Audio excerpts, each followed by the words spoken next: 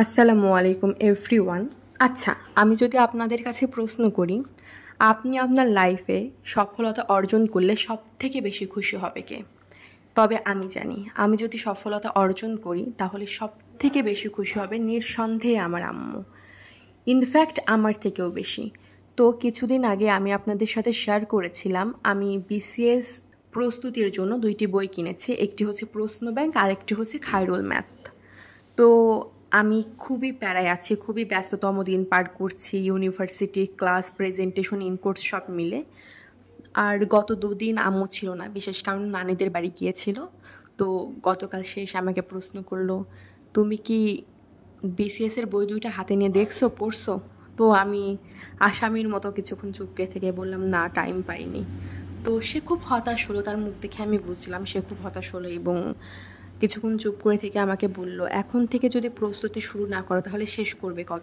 এত huge syllabus. তো আমি বুঝলাম সে হতাশ হয়েছে। তো আমি তাকে বললাম ঘুমাতে যাওয়ার আগে রাত 1টার সময় যে আমি আগামীকাল কয়টায় উঠে পড়তে বসলে তুমি খুশি হবে? সে বলল সকাল 8টায়। তো আমিও ভাবলাম বেশি সকাল তো বলেনি, পড়তে বসাই যাক।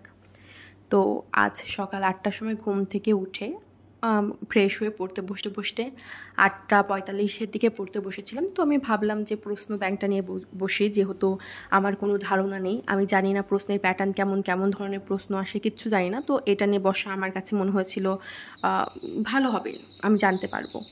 তো আমার পড়তে অনেক টাইম লাগছিল। প্রথমে আমি 2 ঘন্টা বা 2 ঘন্টার বেশি সময় পড়েছি। 10টা 45 পর্যন্ত মেবি পড়ছি। দেন উঠে ব্রেকফাস্ট করলাম, রুম পরিষ্কার করলাম, দেন রেস্ট নিয়ে আবার পড়েছি। পরবর্তীতে মনে হয় আধা ঘন্টা বা 45 মিনিট পড়ে, যাই হোক 2.5 ঘন্টার মতো পড়ে আমি একটা প্রশ্ন ব্যাংক শেষ করেছি। এবং আমি বুঝতে পারছিলাম অনেক টাইম লাগছে, এবং টাইম লাগলে কিছু করার নেই, যেহেতু আমি নতুন, আমার বুঝতে টাইম লাগছে। এবং আমি আইডেন্টিফাই করতে পারলাম যে বিশেষ করে আমার সায়েন্সের সাবজেক্ট, সব কিছুতে আমি দুর্বল, বাট সায়েন্সের সাবজেক্টে আমি অনেক দুর্বল, আইসিটি সব কিছুতে দুর্বল। তো অনেক টাইম দেওয়া লাগবে। তো যতটুকু পারবো টাইম দিব, নিজের সর্বোচ্চটা দিয়ে চেষ্টা করবো ইনশাআল্লাহ। এবং আমি তো এই যাত্রায় খুবই নতুন, যেসব আপু ভাইয়ারা এই যাত্রা অভিজ্ঞ জানেন, প্লিজ আমাকে পরামর্শ দিবেন, তাহলে আমি অনেক উপকৃত হব। এবং আপনাদের আগে থেকেই ধন্যবাদ যারা আমাকে পরামর্শ দিবেন। অ্যান্ড এই তো এই 2.5 ঘন্টা মতোই পড়ছি সকালবেলা।